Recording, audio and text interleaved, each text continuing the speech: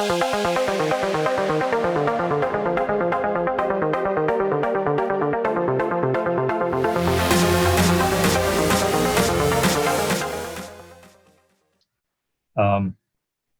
Literally a week or two after we signed up with them, they kind of said, "Hey, what are you guys looking at right now? You got some big deals on the radar." And this Haynesville deal was kind of at the top of our list.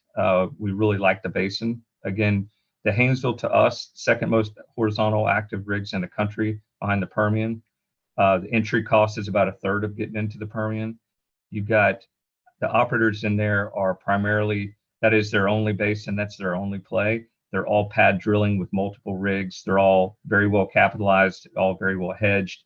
To us, that was it remains one of our favorite basins in the country because of those factors. And so this deal was right in the middle of the core of the Haynesville. On the Louisiana side, right? So on the Louisiana side, that's right. How much familiarity did you have with the Louisiana side? I mean, you were obviously in Harrison, Panola on the Texas side with Mesa One.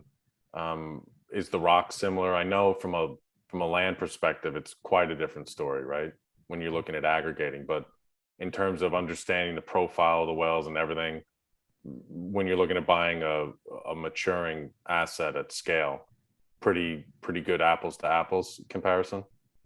Yeah, I'd say the rock's comparable from the Haynesville standpoint, but what's really exciting in the North Louisiana core is you really have two zones. You've got the Haynesville, and then you've got the Mid-Bossier zone, and both of those are performing very well as standalone zones. And so really, I think the way we think about North Louisiana, I think you got better rock, you got two zones. This footprint that we acquired has 5 core operators on it that are all pad drilling, and this is really their core focus area where that's the only area that they have to deploy capital. So you don't have any other basins that are competing for capital with these guys. And the guys that put it together did a really good job. And just to give you an idea, one of the things that really attracted us to this position, we looked at the existing rigs in the basin, 46 rigs. You had, today there's 9 rigs on the position. It's still roughly 20% of all the rigs in the basin are drilling on our position today.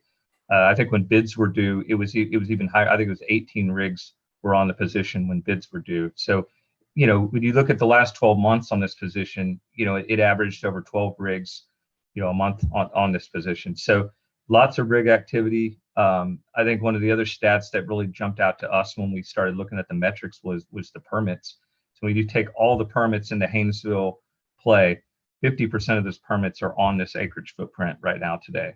So when you think about near-term line of sight to development and cash flow and getting comfortable with inventory on a portfolio, this is one of the better portfolios that we've seen.